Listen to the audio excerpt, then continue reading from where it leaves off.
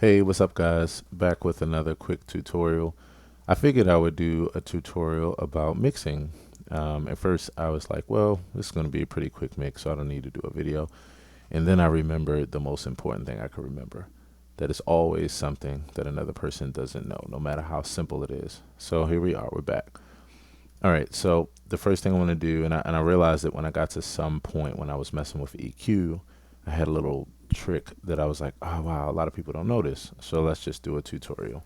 So the first thing I'm going to do is just play the static beat. And this is with all the volumes just at one volume. It's nothing balanced. Everything is just at one static volume.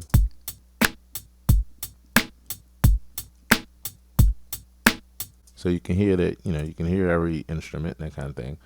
But now we need to work on some balance. So the first thing I'm going to do is get this back to unity gain, which is 0. I had to bring it down because it was going to be too loud in your ears. And now I'm just going to solo each instrument. I want to start with the kick and just balance everything out by volume. When I went to Sheffield Institute for the Recording Arts here in Maryland, one of the first things that they taught us was to get your mix as simple as possible first. Work with the simplicities of a mix. Before you start diving into really super heavy effects and changing everything, try to get the best mix that you can get with volume, panning, EQ, and compression. And to this date, that is my approach to mixing. Is very simple. I won't win Grammy awards, with my mixing. It's just to be able to make a very listenable recording and to make it just decent for normal people who want to just enjoy music. All right, so here we go. So I'm going to first work with the volumes, starting with the kick.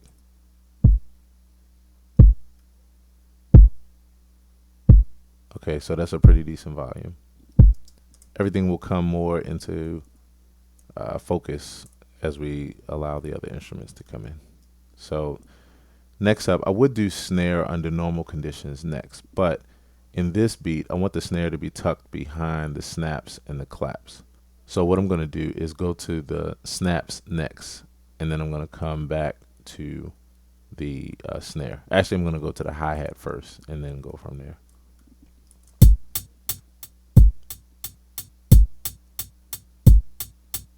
So this hi-hat is pretty heavy. I don't want it to dominate, so I'm going to stick it about there as far as volume. Let's go to the snaps next.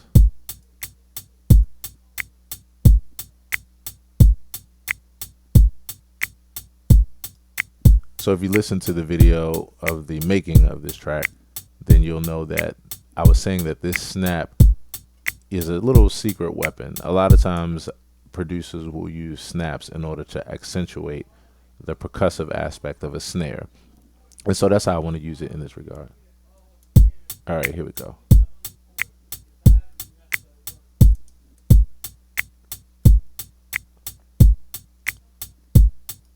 Next, I'm going to allow the claps into the equation. And I want these three to blend.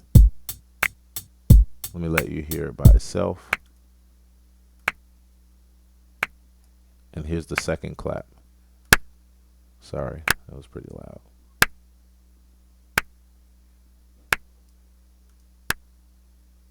These claps are slightly different from one another as far as their timbre or texture. They're meant to feel a little bit off of each other. So I'm going to put one behind the other. This one is stronger, so I'm making this one softer. This one is a stronger, more firm clap. This one is lighter. So I'm going to put this behind that, introduce the snap. And now we have our claw. That's the sound that you're looking for on top of the snare. Just that claw, claw, claw. All right, now let's put the snare in there and let's tuck the snare behind all that.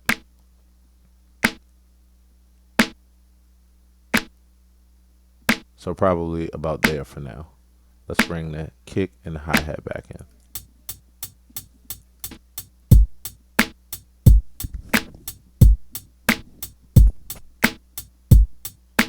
Okay, I'm gonna take the snare down a little bit.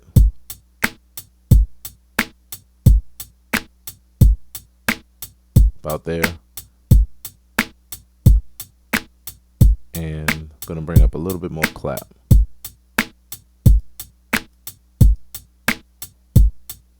Okay. A little bit more snare. Okay.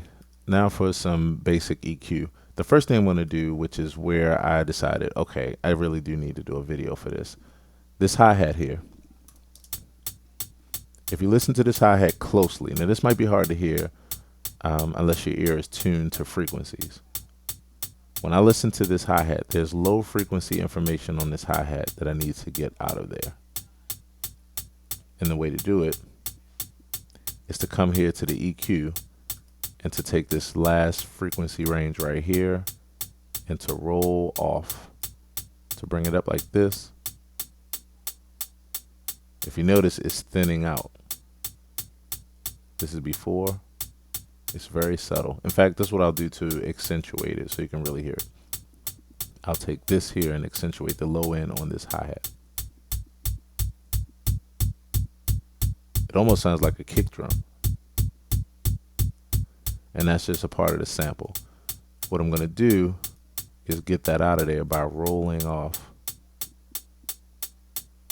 the bottom. These are all low frequencies, so when I take this last part of the EQ up, it gets rid of all this mud.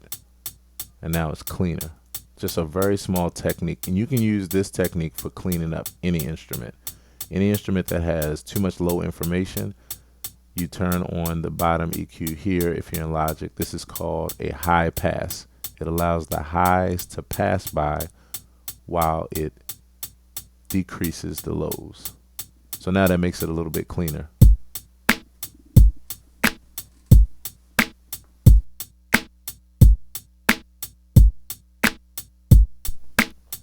Okay, the next thing I'm going to do is in the snare range. This is all EQ.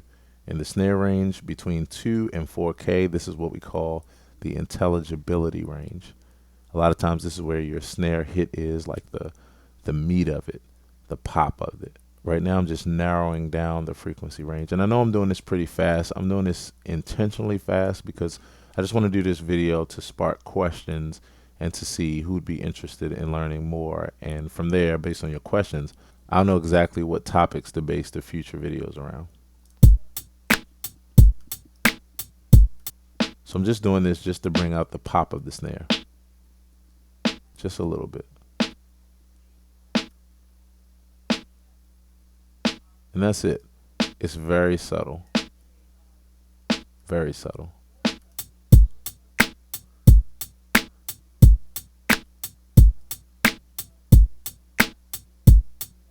Okay. Next up, the kick. Basically, in the kick, a lot of times you'll have mud in the 300 to 500 range. You'll have some mud where if you clean it out, it just gives a nice roundness to the kick. This is what it sounds like if I boost it up. If I take it away, you notice it getting more round.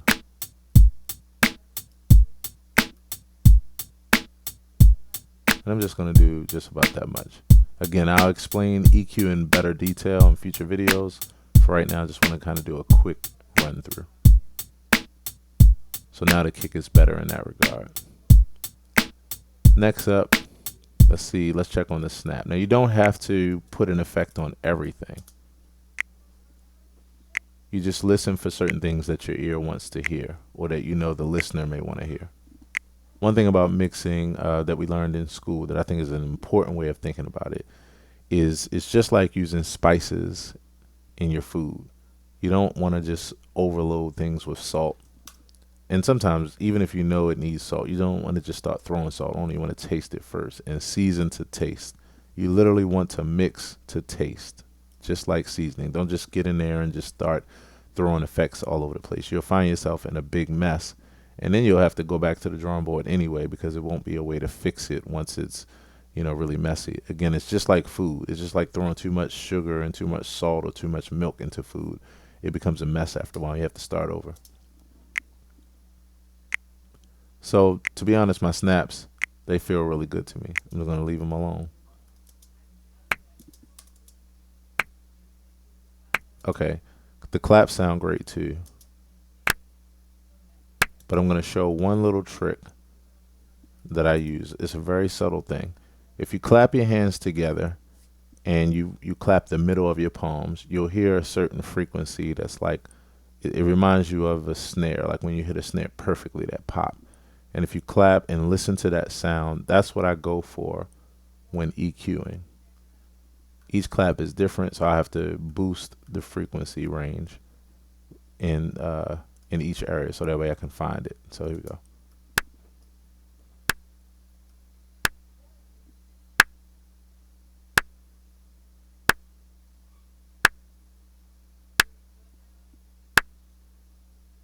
So it's about here. I don't even know what to call this. This is something that I just figured out on my own using my ear and, you know, that kind of thing. It's like the meat of the clap. So for this clap, it's right here in the 1K range. So I'm just going to narrow it down so that I only boost that range, and I'm going to do it slightly. I'll boost it up loud so you can hear it first. It's like a little pop. I'm going to bring it down. It's very subtle. The only reason why I want this is because, again, it'll add to that pop or that sound, you know, for the snare, clap, and snaps. See how it sounds in context.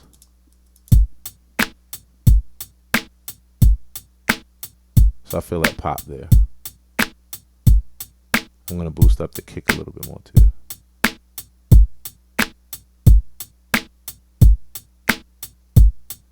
Okay.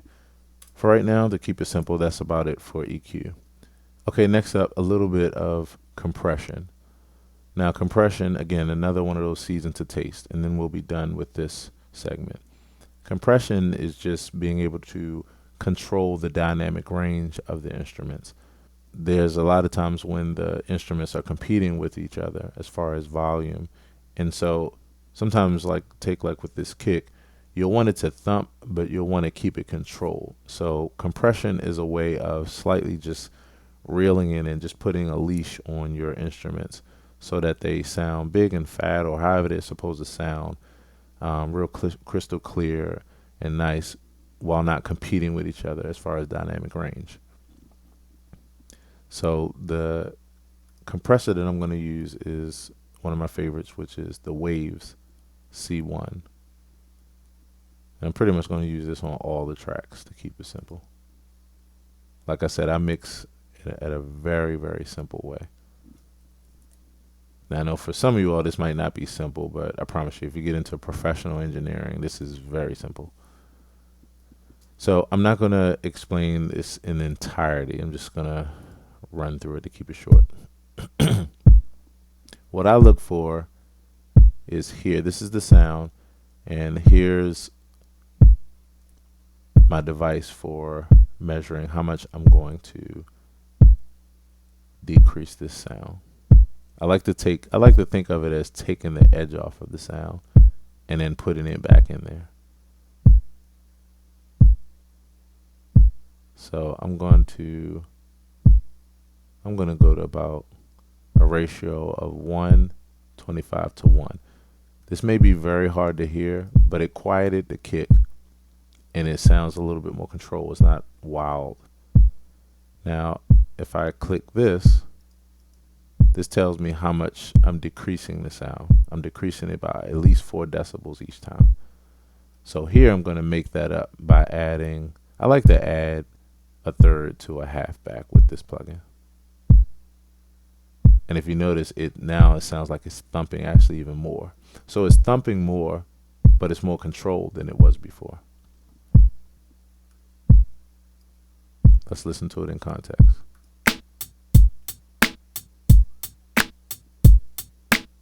And now I also can turn it up because it's not as wild and out of control. So it's nice and round and it thumps. All right. I'm going to do the same thing for the snare. I'm going to keep it really simple. So I'm just going to copy and paste that plugin over. So here we got the compressor here. I'm just going to copy it and put it right there. And then I'm going to go into it so I can see if I need to tweak it. So here's the snare. First, let me take the threshold off. Now I really like to use this to boost up sound because watch this. You hear where it is now. Let me take this to 0 so you can hear it flat. As first, it's going to bring the sound down. So it's a little bit quieter. Just taking the edge off. But now, let's see how much is decreasing. So at least 3.5 decibels. So now I'm going to put some of that back. This is the makeup gain. When you're pushing from inside the plugin after the compression, you're boosting the compressed sound up. And now if you notice, when I put that 3 decibels back, it pops. Let me let you hear before and after. So this is after, before, after, before. So I know somebody's saying, I can't hear a difference at all. And I'm going to be honest with you, that's actually a good thing. To be honest, a good engineer, here's a little sidebar, thing that I came up with. What's the best compliment that an engineer can get? When someone is listening to a song that an engineer mixed, what's the absolute best compliment that they can get? So I'm not sure what you thought about or what your answer was, but the answer is, wow, that singer really can sing. Or wow, these people really are singing, they're singing to their heart's content. Basically, transparency is the best thing that you can be as an engineer. So the best compliment that you can get is that the music sounds great. Not so much that, oh wow, the EQ sounds amazing or the compression sounds amazing. That means that it was visible. Now there will be some times when it is, visible or not visible. We're not using eyes. You guys get what I'm saying. It's actually audible. But the truth of the matter is that if you do your job perfectly, it just sounds like a perfectly good natural recording. And what you did more than add to the recording was to take away all of the bad stuff and to just accentuate the good stuff. So less is more. So with this overall, this sounds much more punchy. That's what compression does. It allows the recording to sound much more punchy. So what I'll do now is boost the snare up a bit because now that it's more controlled, I can boost it up a bit and allow it to just give that punch.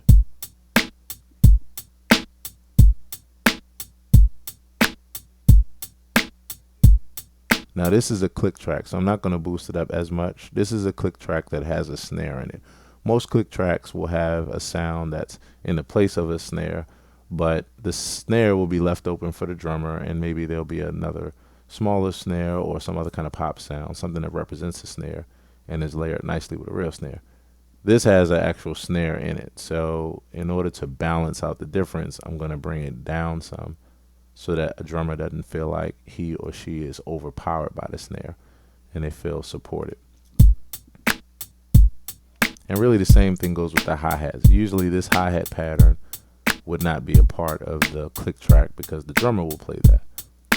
But with this particular song that this was made for, and you can use this for any song that you like actually. The funny thing is when I was listening to it, the song that I heard was Stevie Wonder, Superstition. Dun, dun, dun, dun, dun, dun, dun, dun, dun, dun, dun, dun, dun. Anyway. All right.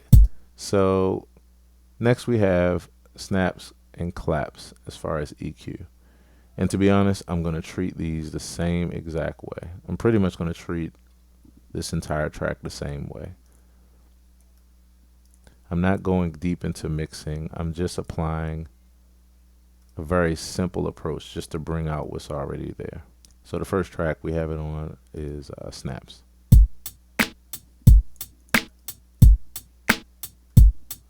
Okay, first thing is I look at where the snap crosses the line to just take the edge off.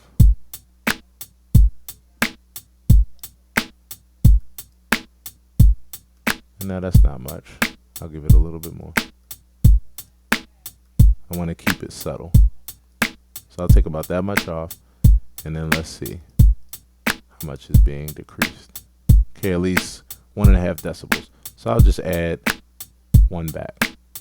I'll add the whole 1.5 back. Again, this is after the compression. So you're taking away volume, or you're controlling dynamics.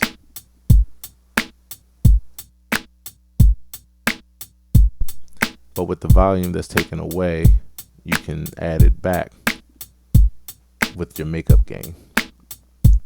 So I think that's pretty good. And to be honest, I'm going to take this same setting and I'm going to apply it to the other 2 claps, because they kind of play the same role, or similar role. I'm going to take down the makeup gain because the claps are a bit more aggressive. So I'm going to take it down to 1 decibel for both claps. 1 decibel of makeup gain. And that's about it.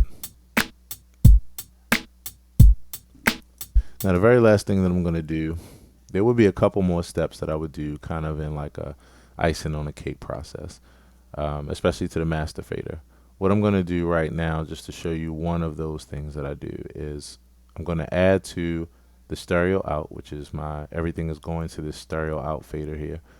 I'm going to add a limiter because I want to show you one little trick to take your mixes, even if you're a beginning mix engineer, this will take your mixes from amateur to having a sound that's kind of like in your face with a few steps.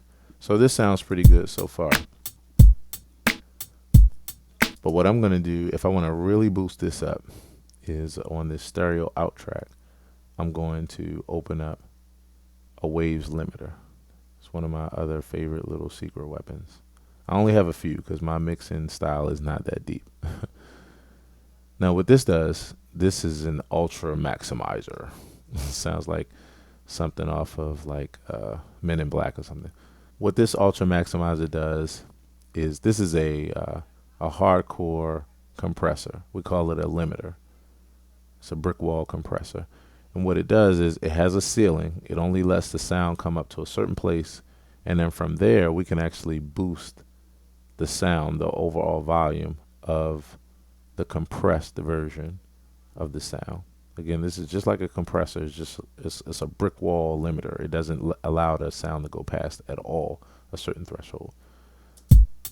So the easy way of thinking about this is that you use this in order to make the sound even bigger. So we usually use a -0.01 ceiling. This is like a protector. I mean, at 0, it won't go past the sound. If it was coming all the way up here, it wouldn't go past 0. But as I learned, we just do -0.1 just for mathematics and making sure of that. And then on this side, as we pull this down, you'll notice the sound getting louder.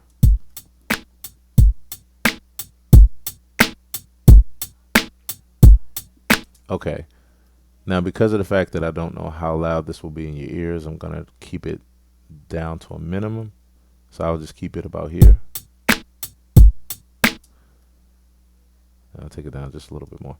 So what's happening here is I'm actually adding 5.5 more decibels of gain to the overall volume. This is the volume here. And this is what I'm adding to it. It's interesting because, I mean, it says decreasing. I would have to show you in a different kind of diagram. You are smashing the dynamic range more and thereby actually increasing it by the same amount. Now, if I turn this down for a second so I don't blow your heads off, and I really smash this, you're going to notice something over here. You're going to see the limiter actually start kicking in and attenuating the sound. That was the word I was looking for earlier. Attenuating the sound, decreasing the sound. And it's going to show you by how much it's decreasing the sound as that sound tries to go past the ceiling of -0.1. So it's pushing it down each time this amount. Sometimes it's 3, sometimes it's 4 or 5. And that's okay. That's how you know how much you're attenuating, and this is your final output. So at any rate, I'm gonna just back this up. I'm gonna put the volume back kind of loud so that way I can give you all a realistic feel. And lastly, I'll just drag this down so you can start to hear the change in volume. Turn this down a little bit. I'll start dragging this down. You'll hear a change in volume.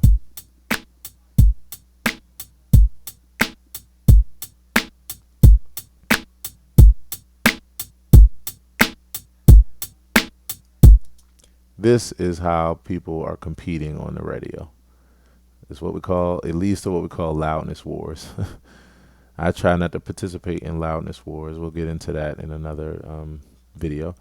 But this is what it's all about, because the better you do this, or the more aggressively, I won't even say better because it's pretty subjective. I don't like really smashed mixes that are too big, because then your ear can't get away from the sound, so to speak.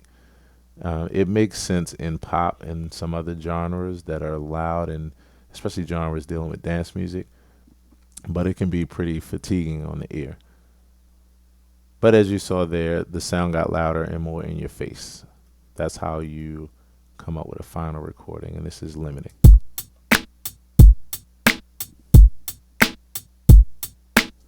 So that's about it. I hope you all enjoyed this video for what it was worth. Please drop as many questions as you like. I know this was a lot in a short period of time, and I know I skipped over a lot of things or breezed through things. So the only way that I'll know what topics to address in future videos is if you leave comments in the description. So please leave comments below, and I'll see you all in the next video. Thanks so much for watching. So there was one more part of the equation that I forgot. I don't know how I did. Panning. So the basic approach to mixing is volume first, then panning, then EQ and compression. And I forgot about the panning. So panning, for those of you all that don't know, is dealing with the left and right range of the stereo spectrum. The stereo spectrum is not flat. You have left, right, and then you have front and rear. And it's just like any other kind of three-dimensional space we have. This is just auditory dimensional space. So anyway, I just wanted to apply one simple concept here. And the reason for panning is that when you have everything that's coming through the center of your speaker, everything is competing literally for the center of your speaker. So what you'd rather do is to spread it out. If you were looking at an orchestra, everybody wouldn't be lined up directly in front of you. They would be spanned across the spectrum from left to right. So there are times when you want to treat your instruments the same way. So in this case, where I'm going to apply panning is on the claps. So listen to this.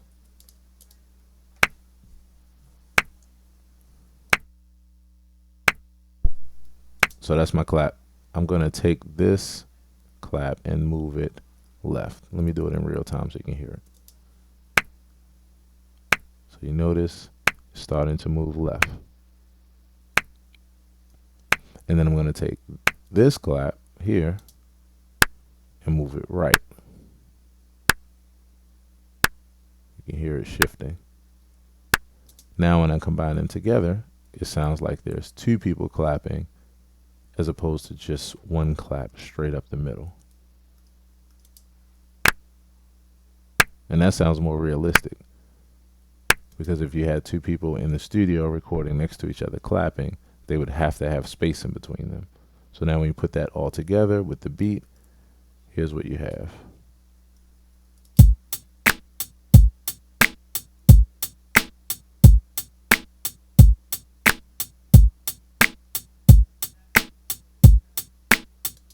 And that's about it for panning.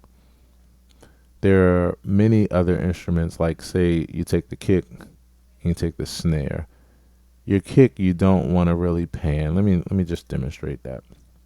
Not in this case. I mean, there will be some cases where you want to do some type of interesting panning effects with the kick, for sure. We'll do that in some future videos where you can see how amazingly we break these rules.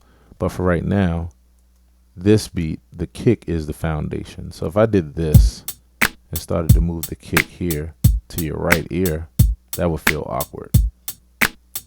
We need the kick right in the center to hold down the track. Same thing with the snare. If I move the snare, say to the left, it's way out there. It kind of throws you off balance. So we want that in the middle. The hi-hat, there are times when you do want to pan the hi-hat. If I pan this a little right, you can hear this. When we do this, it's because we're looking at the spectrum either from the drummer's perspective, looking out toward the audience, or the audience looking at the drummer. Right now, and of course this depends on if you're a right-handed or left-handed drummer, but I base it on being right-handed because most drummers are right-handed. There are more right-handed people in the world. Sorry, left-handed people. I love you. My mom is left-handed. But I think about it because I'm right-handed. I think about it in this way. If I pan right, and if I was thinking about a drummer's hi-hat being on the right side, and if he or she was right-handed, then that would mean I would be looking at them from the audience perspective because their hi-hat is on the right. And if they're on the right, if they're right-handed, then automatically their hi-hat is going to be slightly to the right. So this would be audience perspective of the drummer. That's right-handed. But you can also switch it to left. You know, it really comes down, you know, even more than that perspective. That's the only way you go for a perspective of a drummer is if your goal is to make it a live sounding environment in your mix.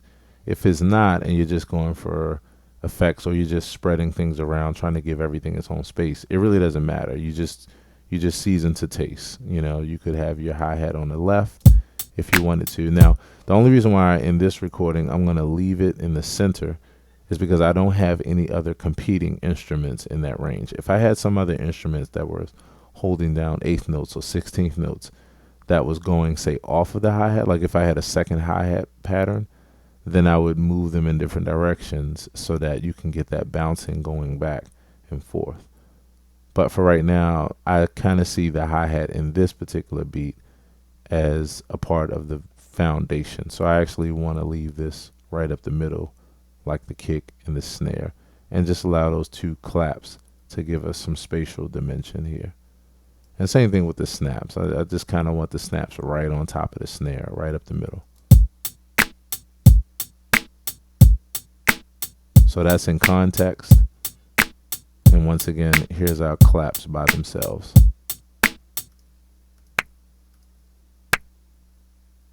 Sounds like two people.